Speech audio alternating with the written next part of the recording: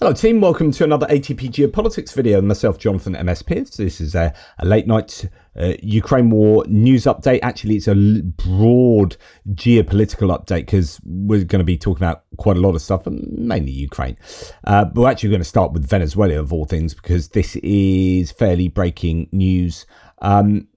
But anyway, this is for, at the moment, the 29th of August 2025, but by the time I finish recording this, it probably won't be. It'll be the 30th. So what is happening at the moment in Venezuela? Well, according to Axios, Trump has ordered 7 US Navy vessels, including destroyers, a missile cruiser, a nuclear submarine, and amphibious assault ships with 4,500 Marines on board to head towards the coast of Venezuela. What the hell is going on there?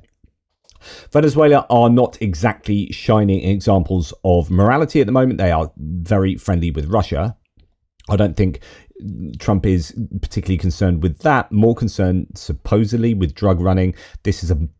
My interpretation would be this is a massive flex for the US. There are some indications that Venezuela have already made some public displays of going to go hard on drug running and whatnot. I don't know. I was watching Ryan Macbeth earlier on talking about how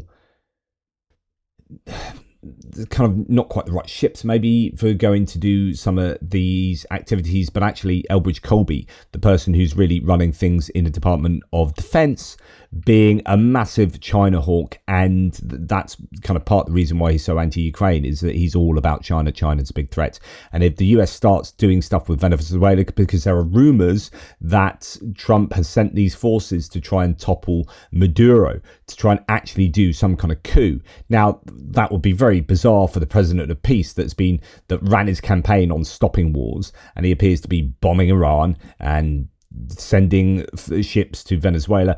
Of course, his base don't really give a damn about being, apart from Marjorie Taylor Greene and Tucker Carlson, they don't give a damn about being a peacemaker. If the US flexes, they'll be all USA, USA, USA. So this is, I think, a big flex, but not one that is intended, I think, to actually do something like invade Venezuela and instigate a coup, because Elbridge Colby would just be anathema, and it would weaken the US with regard to having to deal with China.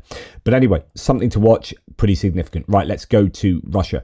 I've told you that Telegram and WhatsApp have been banned in Russia, and they're trying to get people to install Max, this new government provided app, a messaging app that will actually just record everything on your phone, and it's just a way of snooping. It's being forcibly installed on all new smartphones in Russia. And then listen to this. So this video, this is a woman in Penza who is, and you can hear in the background, stating that every half an hour, loudspeakers in the streets of Penza in Russia call on the public to install the Russian messenger app Max and not to film drones on video. Quote, they don't know how to shove this messenger anymore. People don't want to install it, but even public sector employees are being forced to en masse, although it is illegal, said the woman here. From September the 1st, the Max Messenger app will be mandatory to install on all smartphones and tablets sold in Russia. It feeds information from every phone directly to the FSB and Russia's security apparatus to crush whispers of dissent and unpatriotic online activity. This is complete government overreach. This is, obviously KGB Stasi type stuff going on here, but in a modern context. They are listening and to all Russians, or at least are wanting to, and my goodness, hasn't Russia just slid precipitously into overt dictatorship? Quite incredible stuff there. Now, Putin is trying to intimidate countries that support Ukraine, according to Daily Telegraph. This is in response to Russia bombing the EU delegation, or the EU mission offices, and the British Council building in Kyiv the other morning. Russian missiles damaged British Council building in Kyiv have once again vividly demonstrated, says the Telegraph, the true nature of Putin's despotic regime. The British Council is not a legitimate target for Putin's thuggery, says the newspaper. Putin's domestic propagandists appear to reserve a special animosity for the UK. This is absolutely true, by the way, and its efforts to assist Ukraine. Now, we're going to go to Africa, but still concern ourselves with Russia. and their imperialistic intentions, Wagner mercenaries, according to Nexter, have failed their mission in Africa. Russian fighters soon are to be shown the door there. The Economist reports the collapse of Wagner Group's mission in Mali 2 years after Yevgeny Prigozhin's death, almost to the day pretty much. The mercenaries failed to improve security, fueled chaos, clashed with the Malian army, and gained no access to local resources. After the 2021 coup, military ruler Assimi Goïta relied on Russian fighters, but jihadist attacks have only grown. The JNIM network is expanding. The civilian deaths since the coup have increased more than fourfold. Analysts say 80% of victims were killed by Malian troops and Wagner fighters. Wagner's methods, terrorizing civilians, racism toward Malian soldiers, ignoring orders and seizing army property, triggered rifts with the local military and purges of generals critical of the mercenaries. Unlike in the Central African Republic or Sudan, Russia failed to secure gold mines. Goïta is now seeking new partners, negotiating with Turkey and with the US for military support and resource deals. Wow, hasn't the worm turned there? Wagner first deployed to Mali in 2021 with the withdrawal of French forces and UN peacekeepers, but in 3 years their presence has brought no stability. In summer 2024, dozens of Wagner fighters were killed in clashes with Tuaregs, indeed with some assistance, one believes, of the Ukrainians, after which the mercenaries retaliated by massacring civilians. So it's been pretty horrific out there. Philip Obaji Jr. has been documenting some of this. But yeah, Putin's botched African adventure 2 years after Prigozhin's death. The Wagner Group is in meltdown in Mali, says that newspaper. Right, we're going to go from Africa now to Georgia, a country we've probably not heard enough of recently. They are still protesting there, but you know, the longer it goes on and no real significant change there, the more I think that plays into the hands of Ivanishvili's Georgian Dream party, the pro-Russian party there now. So Terje Helland has a thread here that's worth going through. Georgia's paradox: a government despised by its people, yet firmly in power. Ivanishvili's Georgian Dream survives not through popularity, but by fusing repression, economic dependency and rigged institutions. In this thread, I tried to explain this paradox. Polls are clear. Georgians distrust the government, dislike Ivanishvili, and want the European future. And yet, since 2012, Georgian Dream has ruled without interruption. Why? Because the state has been rewired into a machine of loyalty and fear. It looks like a democracy and more like it looks less like a democracy, and more like a neo-feudal pyramid. Ivanishvili sits at the top. Beneath him, ministers, governors, mayors, civil servants, their jobs secured not by merit, but by obedience. So remember, Ivanishvili is this billionaire or incredibly rich businessman who originally was in politics and then sort of came out of direct politics and then created the Georgian Dream party. And he has his rich abode up on the hills overlooking Tbilisi, and he basically pulls all the strings in Georgia. A Georgian Dream created by a librarian in a village without a library. Will do anything to keep the status quo. Positions don't exist to serve the public. They exist to lock families into loyalty networks where dissent risks survival. The economy is central to this system. Public contracts, subsidies and privatizations overwhelmingly flow to GD-linked companies.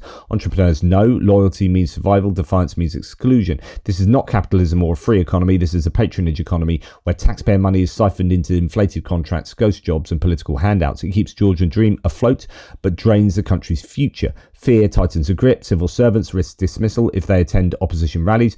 Activists face harassments and lawsuits. Protesters meet police batons, fines or prison.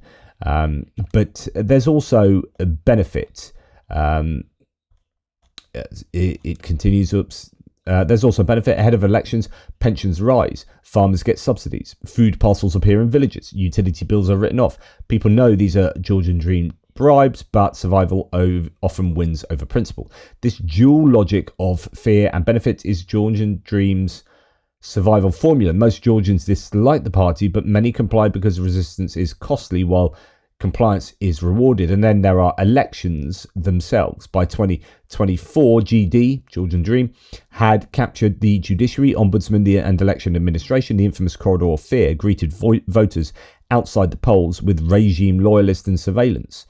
Ballot secrecy was a myth. As Natia Mezrishvili showed in her Beyond the Ballot Box analysis, Georgia's elections aren't stolen on election day. They're stolen years in advance through legal manipulation, surveillance, and institutional capture. Repression is growing. Reports from Amnesty, HRW, and US State Department show escalating human rights violations, arbitrary arrests, beatings of protesters, surveillance of activists, intimidation of journalists. The regime is not only authoritarian, it is expensive.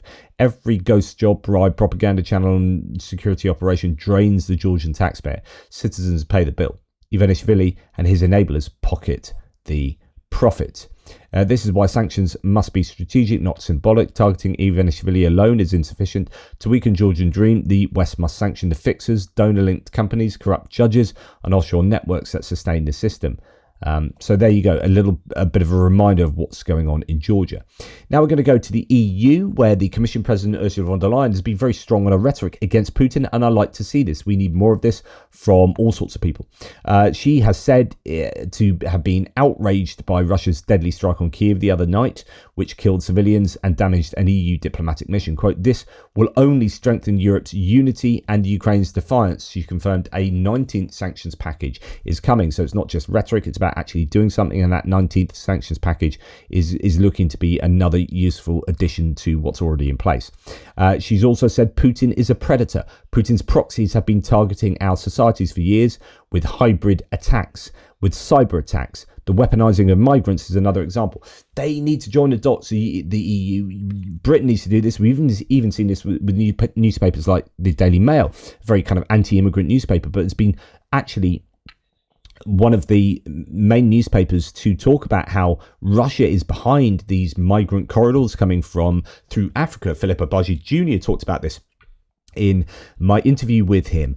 And here we have Ursula von der Leyen being much more explicit about Russia attacking with hybrid attacks, cyber attacks, and weaponizing migration. That is incredibly important stuff, and that needs to be highlighted. Russia need to be singled out as a real threat to European security consistently.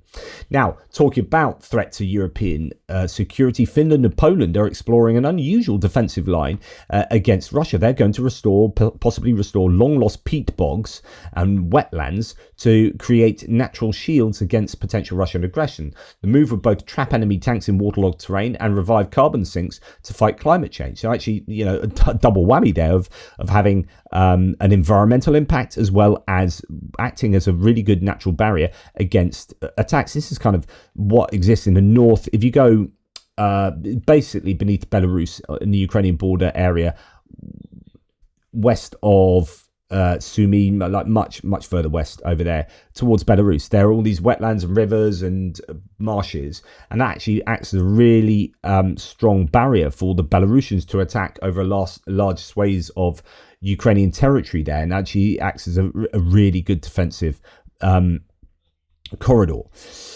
Right, Ukraine's capitulation, says Friedrich Merz, the German Chancellor, would only give Putin time to prepare for the next war, Merz warns, as he backs Moldova's pro-EU path.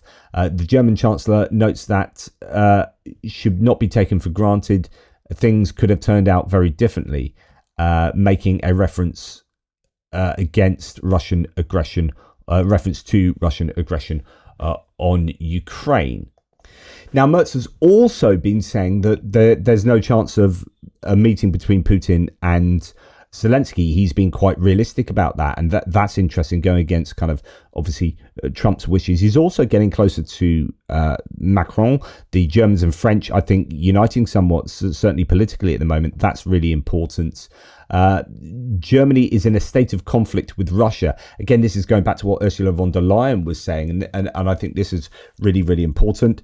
Russia is destabilizing most of Germany and conducting intervention operations through social networks. This is absolutely vital that Merz really recognizes this. Really, really important. Now, talking about France, and I actually hadn't got this in there, but Macron has been speaking today about how if there is no meeting between Putin and Zelensky, that Putin will have played Trump. that's the kind of language I want to hear from Macron, because that will really annoy Trump in a good way. Like I was talking this morning when we heard that the Portuguese president has said that Trump is a functionally a Russian asset, right? The strategic positioning of the US has changed with Trump being in power, and everything he's doing is functionally what he'd do if he was a Russian asset. That was really strong rhetoric from a world leader, from a European leader, Macron. But I was saying that will act, I think, to annoy Trump, to goad him on to actually going against Russia. I think he'd want to prove himself not to be a lapdog of Russia. I've said this should be the approach. This should have been the approach of European and Ukrainian allied leaders over the last sort of 7 months since Trump's been in power. You want to accuse him of being a lapdog of Putin, and that would just really play to his sense of, no, I'm the kingpin around here, rather than actually sending towards Putin by being annoyed at what the Europeans or whoever it is saying. Actually, I think this will act to push him in conflict with Putin, because he'll want to prove himself. But you know, these things are risky. Now, Ola Jolson here talks about how the US, how Mette Frederiksen, the Danish Prime Minister, has reacted with regard to the claim that there are 3 Trump associates there have been in Greenland who've been trying to foment discord in Greenland ahead of a coercive attempt to get Greenland under the US control. So Prime Minister Mette Frederiksen says that DR's revelation, so that was a Danish news outlet, their revelations underscore the seriousness of the matter concerning relations with the United States. She reiterates several times, Frederiksen, the PM, that it's both unacceptable and deeply concerning. Quote, I take note of the fact that the Americans are not clearly denying the information presented by DR today, and of course that is serious, as she told the Danish media. Now, it's interesting, the Americans haven't really denied it. In fact, what the Americans have said, they told the US has told Denmark to calm down, just calm down, over alleged Greenland influence operation. They haven't denied it. They said, hey, calm down, stop your worrying.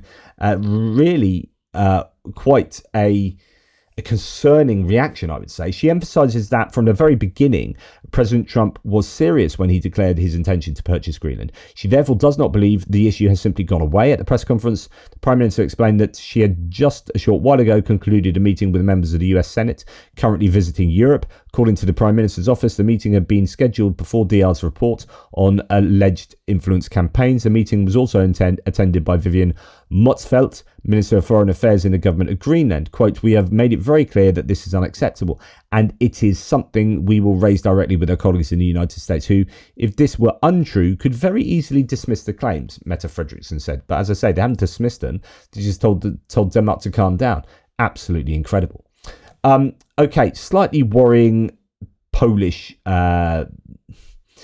events and information coming out recently. So 60% of Poles support the presidential veto on Ukrainian assistance.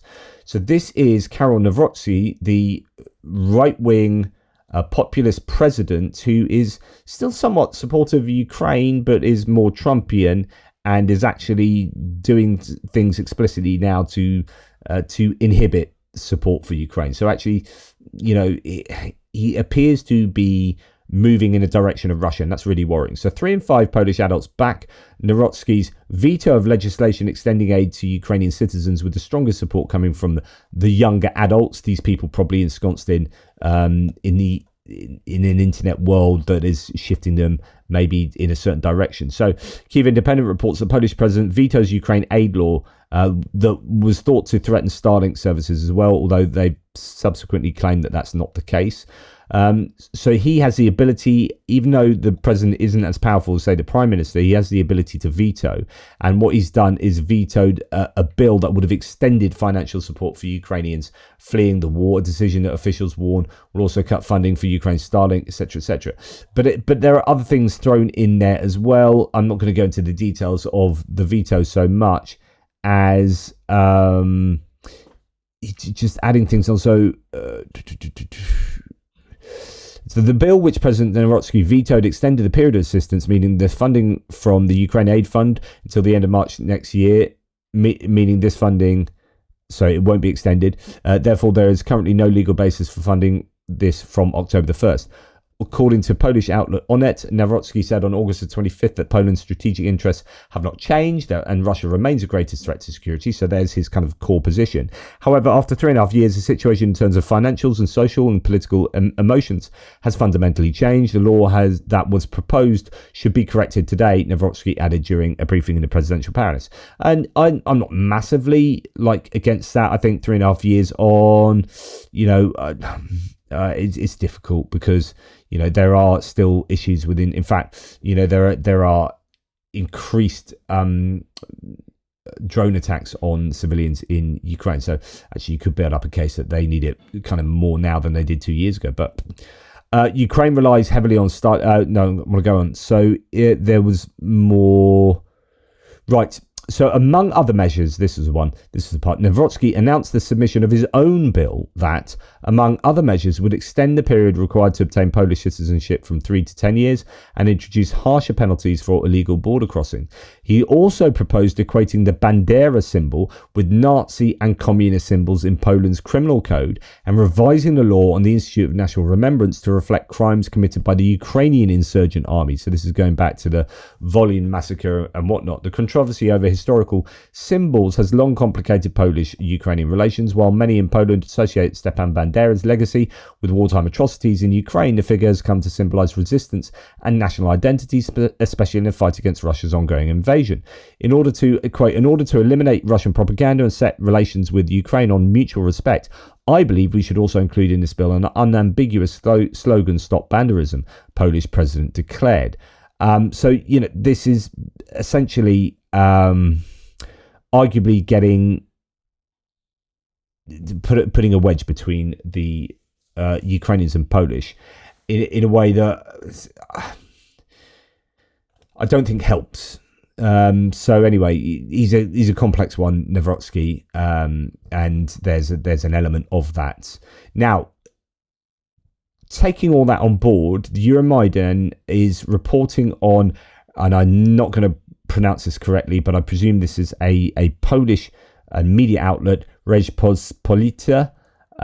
So in the 4th year of Russian-Ukraine war, Poland's leader sides with the aggressor.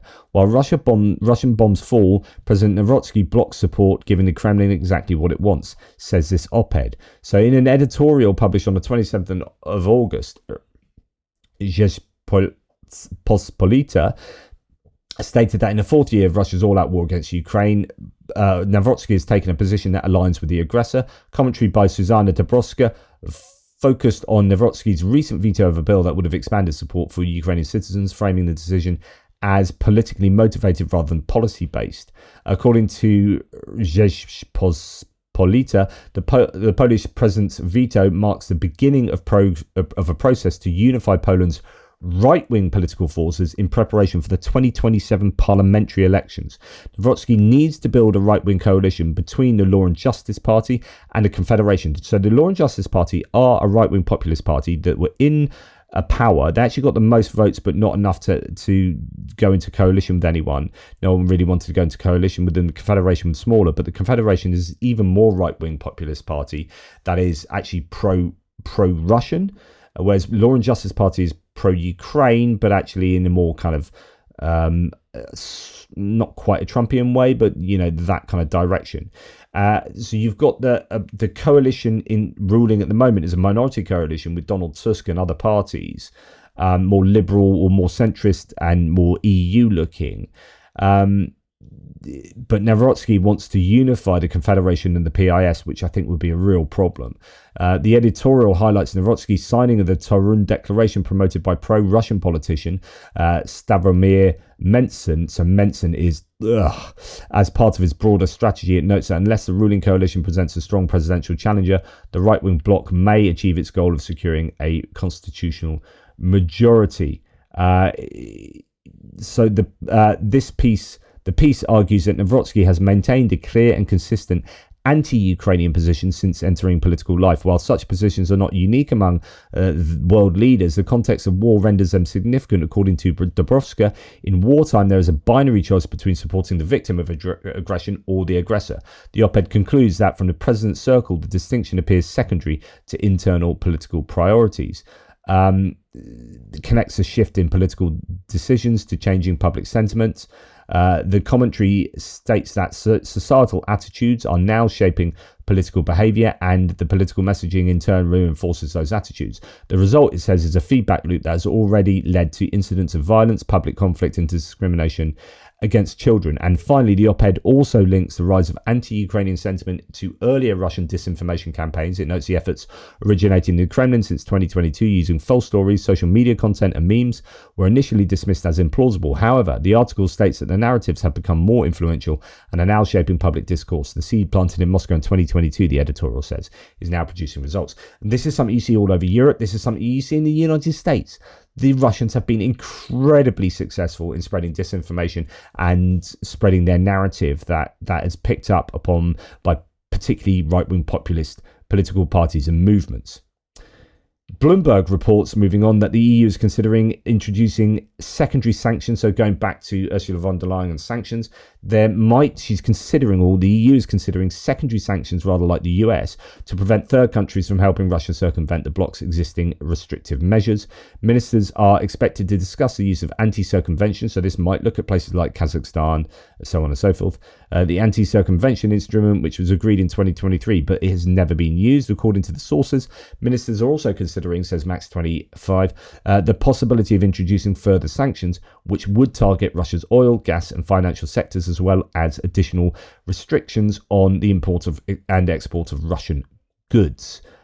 So there is that. Now, speaking of secondary sanctions, India saved $17 billion by ramping up Russian oil imports. So this is, like I talked about, how they are looking at buying more oil, apparently, going forward, even though the US has put these sanctions on. But if they're making those kind of savings, then the sanctions might actually, it's still worth them buying Russian oil. The sanctions, 50%, like tariffs, not sanctions, 50% tariffs from the US might not do enough. Trump's new tariffs of up to 50% could slash Indian exports to the US by 37 billion. Okay, so no. So, like, what's going on there? Why are the Indians looking to increase? What was the number this morning? Was it either 10 to 20% or 5 to 10%, or 10% was in it, in terms of looking to increase purchases of Russian oil? So maybe those tariffs, they could slash Indian exports by 37 billion. That could be a very, one end of the spectrum there. But they have saved 17 billion already, by all accounts. So sectors like textiles, gems and jewelry face major job losses. India is open to buying more US energy, but won't abandon Russia entirely. So what is it that Russia has over India? Is it a financial thing, or is it more of a political BRICS alliance thing? I don't know. Right, moving on. So information on the administrative division of Ukraine has disappeared from the Chinese Foreign Ministry website. What this means is that China previously officially kind of recognized that, say, for example, Crimea wasn't Russian, it was still Ukrainian. It was still sovereign territory of Ukraine. And the disappearance of this from the Chinese website might suggest that they are aligning themselves more formally with Russia. So the media drew attention to the fact that administrative division into 24 regions and autonomous Republic of Crimea disappeared from the brief overview of Ukraine section on the website. According to experts, this may indicate significant change in the position of Beijing, which previously declared full support for the territorial integrity of Ukraine, right? So on paper and at least in public, China have been supportive of Ukraine's territorial independence. Okay, moving to Hungary, they have officially filed case C31925 at the EU courts, challenging the use of frozen Russian assets income for Ukraine aid. Budapest claims its voting rights in the European Peace Facility were illegally denied, violating EU treaties and principles of equality. So now Hungary are taking the EU to court over Ukraine. I mean, Hungary.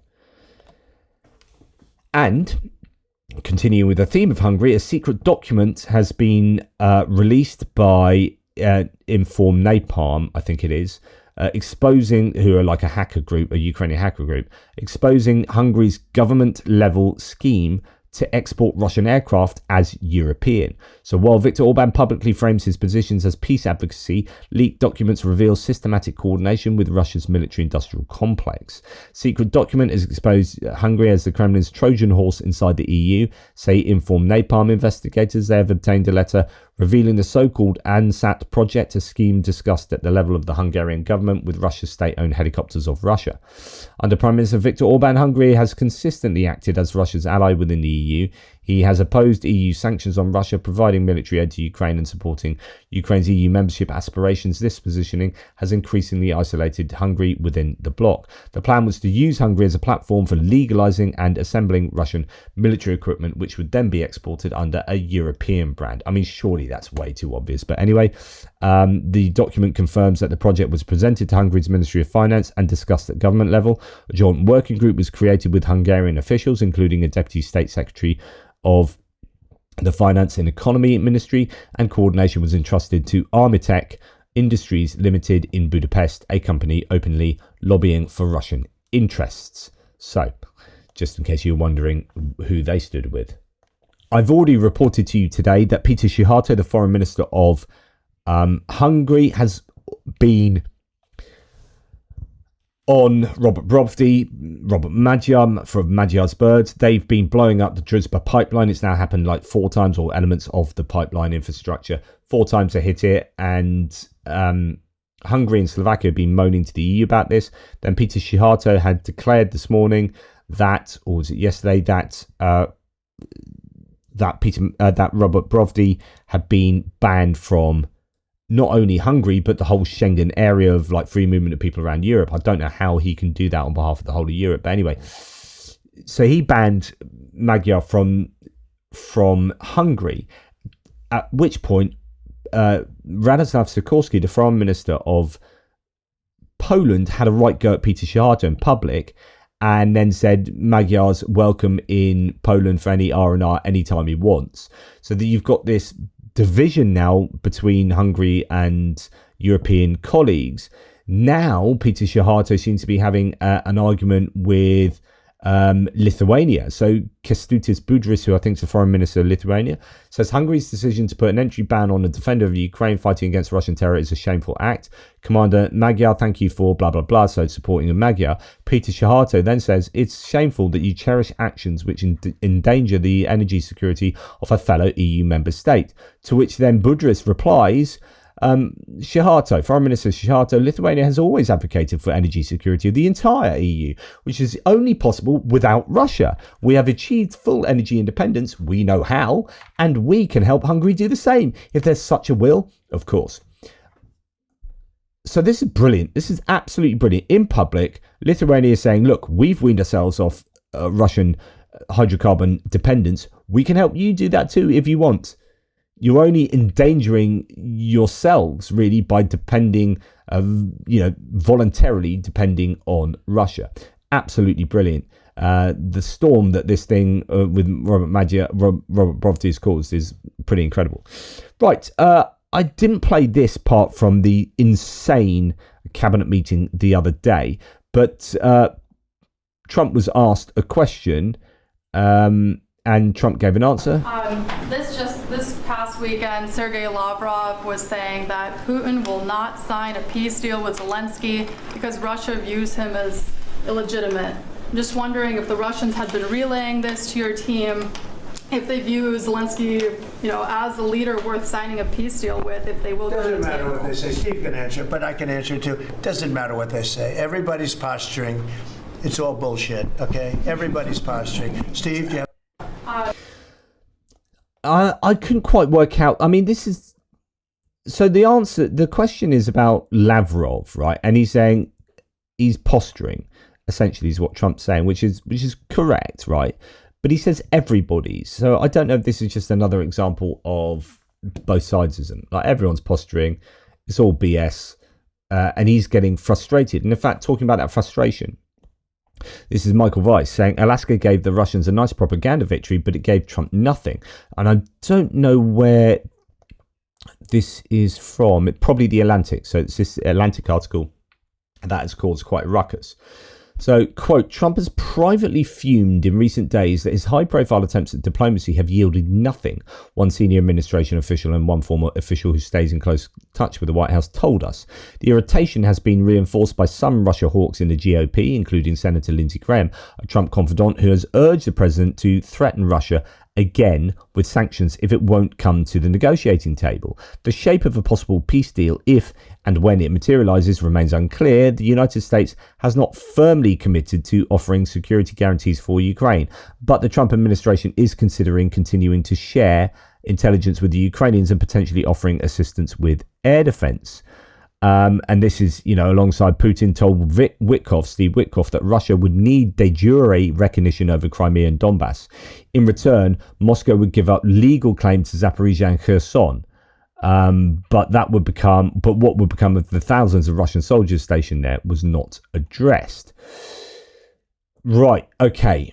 Now, we also hear that, and this is coming from the Financial Times, that Trump suggested in a meeting with the European leaders in the White House and Zelensky that last week that deploying Chinese troops as peacekeepers in post-war Ukraine, lending support to a proposal first put forward by Putin. So, of course, Chinese peacekeepers are going to be fundamentally pro-Russia. Of course, you can argue NATO peacekeepers or allied peacekeepers are going to be fundamentally pro-Ukraine. There's been talk about maybe other forces in a buffer zone. In this three-layer thing, buffer zone fortifications, buffer zone Ukrainians, and then allied troops like Coalition of the Willing. But Chinese wouldn't fit into that because they'd just be really working with the Russians. But this is like Trump is suggesting this, just as well as the idea that Putin's dictating to Witkoff that they should get de jure recognition of Crimea and the Donbass. And anyway, it was all very confusing because if you remember, Witkoff seemed to not understand what Putin had even proposed, and came back and and this is the problem. If you don't take notes, you're in there on your own. Maybe I don't know what it was like the last time, but remember that time you went to meet Putin and there was only the translator there and Witkoff, and it was a Kremlin translator. So Steve Witkoff was on his own with Putin and the Kremlin lot, just ripe for being completely and utterly steamrolled. So then Witkoff met again recently in the Kremlin, and you're wondering whether he just got steamrolled again. And he came back and didn't appear to understand how bad the proposals of Russia were. So just to remind you, here's Timothy Milovanov. Where's he? The source from this is, again, The Atlantic. So Europeans are confused about what Trump and Putin have agreed to. After Steve Witkoff's August 6th Moscow meeting, Putin demanded recognition of Crimea and Donbass, but never promised to withdraw Russian troops. Europeans doubt Washington understood his ultimatum. European officials later pressed Washington, did Witkoff miss the omission, or did the White House accept it? And for Europe, either mistake would mean legitimizing Russian troops on Ukrainian soil.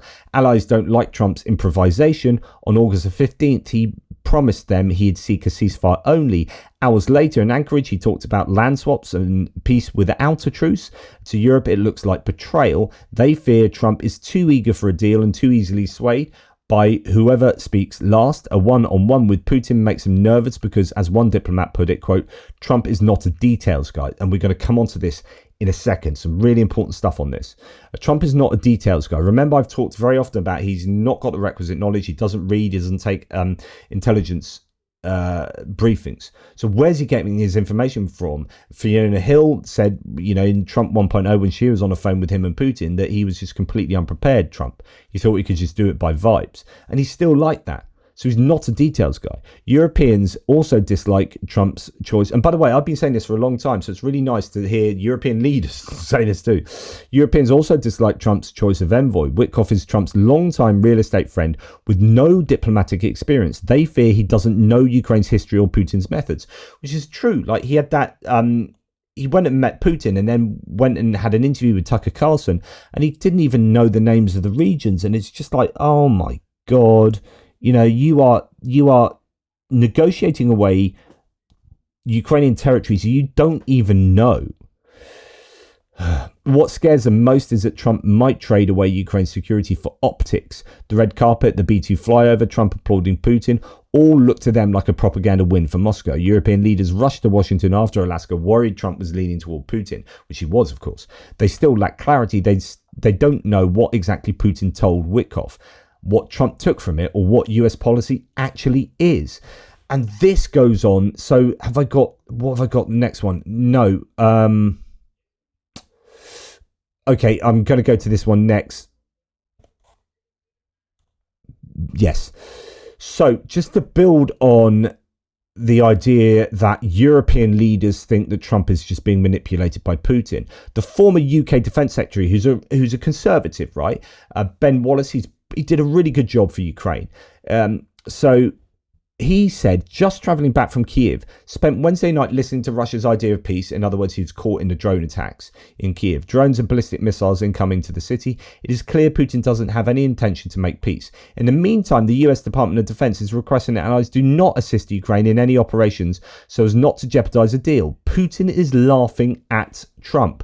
So we've had the Portuguese leaders saying what he said. We've got Macron and Merz saying what they're saying, that the meeting's unlikely, that Trump is functionally an asset of Putin. We've got Ben Wallace saying that Putin's just laughing at Trump. We've got the Atlantic saying the European leaders think that Trump's Ukraine policy is just confused. Witkoff doesn't know what he's doing, and Trump is not a details guy. And then you've got this coming from the Wall Street Journal. Trump makes most decisions alone, as there are practically no people in his entourage who can influence his actions. So there's no one around him that knows what they're doing. Because of this, he sometimes has disagreements in his comments in the media with his subordinates. This is why he's all over the shop. He doesn't have the requisite knowledge. He just goes on what the last person says, and he's just, doing it on the fly. Like, oh, I'm going to phone Putin now in the middle of a meeting with European leaders, and sods off and phones Putin. So which John Bolton then says, and this is again Milovanov summarizing, Trump's Ukraine policy is incoherent. He acts on impulse, undoing himself within days. 100% this is what's going on. In Alaska, he threatened sanctions if Putin refused a ceasefire. Then he dropped the threat, scrapped the sanctions, and said he no longer wanted a ceasefire but a final deal. Trump rushed the summit. Putin's envoy asked for a meeting on August the 8th. Trump announced it for August the 15th. No modern US-Russia summit on a major war has ever been arranged in 7 days. After Alaska, Trump met Zelensky and EU leaders in Washington on August the 18th. He interrupted the talks for a 40-minute phone call with Putin, then proposed a Putin-Zelensky summit followed by a trilateral with himself. No date was set. Talks never touched detail. Trump only spoke in broad terms. How often have I said this? Trump only ever talks in vagueness. He never gives granular details, shows no granular knowledge of anything he ever talks about ever. Ever. He never has done. And this is so reflected in everything here. No ceasefire terms, territorial lines, sanctions relief, or reparations. Trump only spoke in broad terms. He relied only on leader-level talks and skipped the bottom-up process where envoys settle issues first. So you do the hard work and you go in and finish it all off. But Trump goes in before all that happens. Like, there have been some talks, but not... I mean, these are complex. You need an awful lot of talks to happen between the experts who know how to do these talks. But no, Trump just goes in and says, yeah, I'm going to solve this in 24 hours. I'm going to phone Putin now. Shut up, you guys. I'm going to phone Putin. Blah, blah, blah, blah, blah, blah. Let's have a meeting. Yeah, no details. Yada, and go and speak to the press and then say things that contradict. It's just an absolute freaking nightmare. So Trump punished India, not Russia. He imposed 25% tariffs on Indian goods, plus another 25% on Russian oil trade. He left Russia unsanctioned and spared China, which buys more Russian hydrocarbons than India. I mean, what is going on? And then he lets 600,000 Chinese people have student visas. So, his position on China is weird. Russia's war aims are simple: restore empire. Ukraine's aim is survival and independence. There's no middle ground. A ceasefire can only be temporary as long as Moscow holds imperial goals. Trump calls the war senseless, but both Kyiv and Moscow see it as existential. Bolton has said after 2 frantic weeks, Trump left Ukraine further from peace. US alliance is damaged and Putin free of costs. His diplomacy was incoherent, rushed and counterproductive.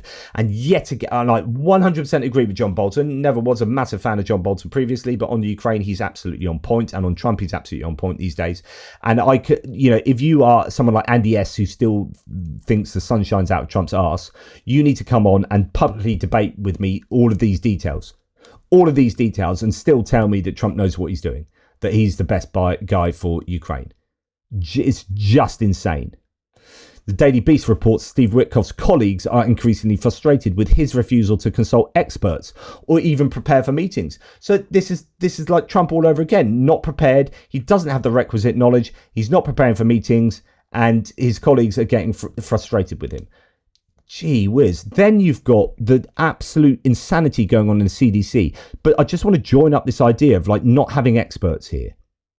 So just to let you know very, very quickly, the CDC, which is under the purview of the HHS, Human and Health Services, run by RFK Jr., who is a vaccine, an anti-vaxxer. So he hates vaccines, and he's going to announce pretty soon what causes autism, and you can guarantee it's going to be like a Wakefield-esque reliance on debunked stuff to do with MMR vaccines causing autism or whatever.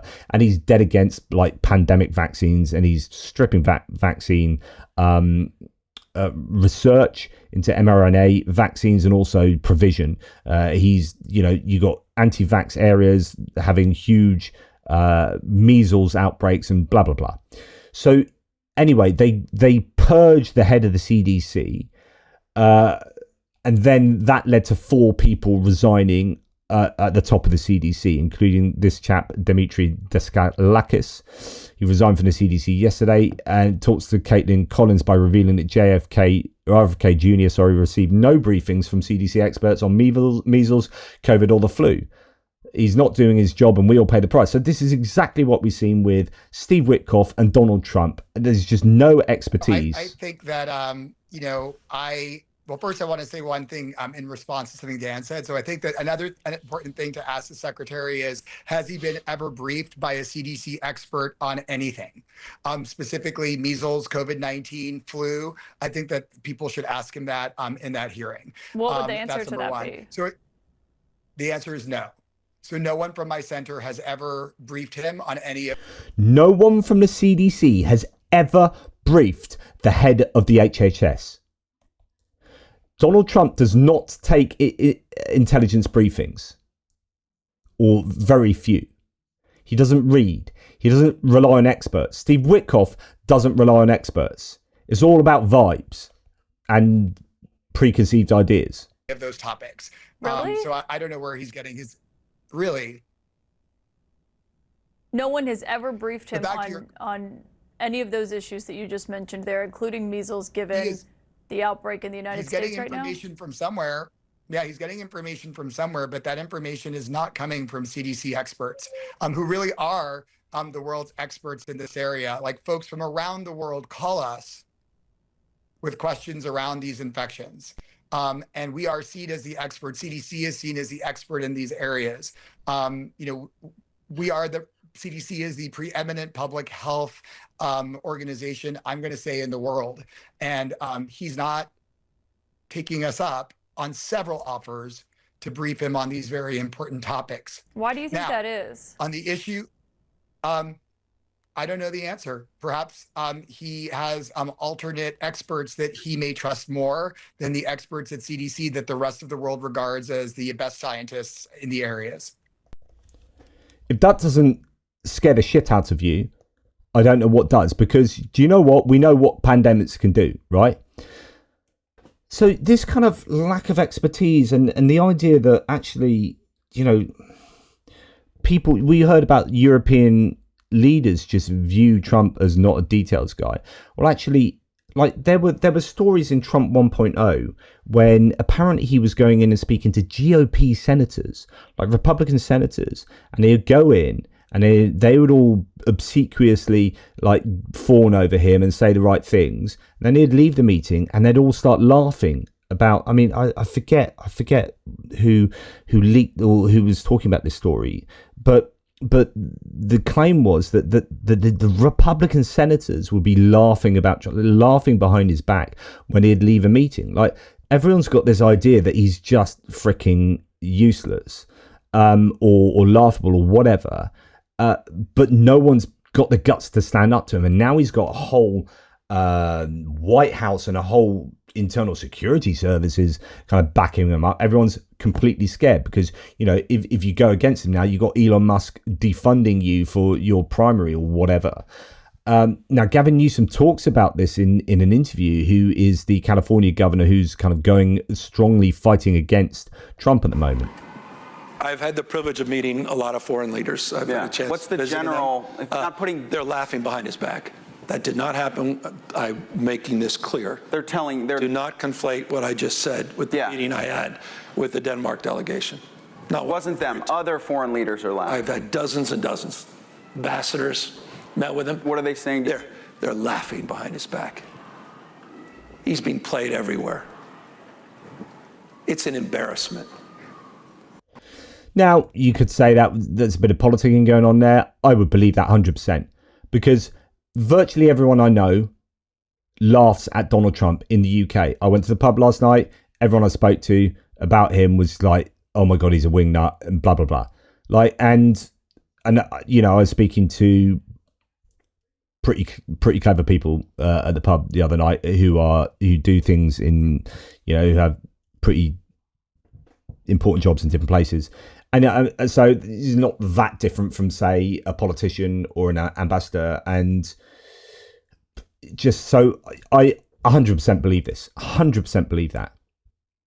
Now, just to close out the video, USAID, the soft power organization that funded all sorts of projects around the world on behalf of the United States, will close, according to Marco Rubio, who is the Secretary of State that was put in charge of USAID. Despite supporting over 100 countries since the invasion, it's provided $2.6 billion in humanitarian aid, $5 billion development assistance, and $30 billion in direct budget support, including rebuilding schools, medical services, and energy repairs in Ukraine. I've been to a place in Ukraine, in Bucha, where they've rebuilt the school there with USAID funding. Brendan Kelly was detailing when in his writing for Turchny, there were at least 50 organizations in Kherson alone that were taking funding from, that were relying on funding from USAID. USAID were absolutely integral in helping Ukraine, and that just disappearing was an absolute shocker. But it's actually a little bit worse. I mean, USAID funding is all being closed down, but Marco Rubio's given it to someone else. So I joked with POTUS that I had 4 jobs, because he keeps being given these different things, Marco Rubio. He told me to give one to my friend Russell Vought. Russell Vought is a Heritage Foundation guy who is not cool. So I did. Since January, we've saved the taxpayers tens of billions of dollars, and tens of billions of dollars that was actually small fry in the expenditure of the US government, and actually had a really huge impact on the world, by the way. And with a small set of core programs moved over to the State Department, USAID is officially in closeout mode. Russ is now at the helm to oversee the closeout of the agency that long ago went off the rails. Congrats, Russ. No, it didn't go off the rails. You used to advocate for, before Trump 2.0, and even before Trump 1.0 as well, you used to advocate for USAID funding. So you absolute freaking liar. But anyway, Russell Vought, Heritage Foundation, typical. Trump cuts $5 billion foreign aid without congressional votes, says Euromaidan Press. So to add to the issues here is that cutting this funding unilaterally, as he keeps doing. And by the way, we've just heard that an appeals court has ruled that most of Trump's tariffs are illegal. Most of his tariffs are illegal. So I don't know what the ramifications are. That will be an exclusive Reuters article has just talked about that. But anyway, here, a £1.5 million programme promoting Ukraine's women's artwork sits among nearly $5 billion in foreign aid programmes President Trump moved to eliminate. I mean, that one may not sound so as important, but I've seen literally schools rebuilt with this funding that has been an absolute lifeline for Ukrainians. So anyway, the main takeaway from certainly the last part of this video is just the sheer lack of expertise and seriousness with which many of these major politicians, and by that I mean Trump, Steve Witkoff, and others, are approaching their jobs. They don't have the requisite knowledge. They're not prepared to do the homework. You know, RFK Jr. is destroying healthcare going forward, I think, for the United States. And that is super worrying. That will have ramifications, huge ramifications. It is desperate. Just bring back competence. Please bring back competence. Anyway, that's enough from me. Take care, guys, and I'll speak to you soon. Toodle pips.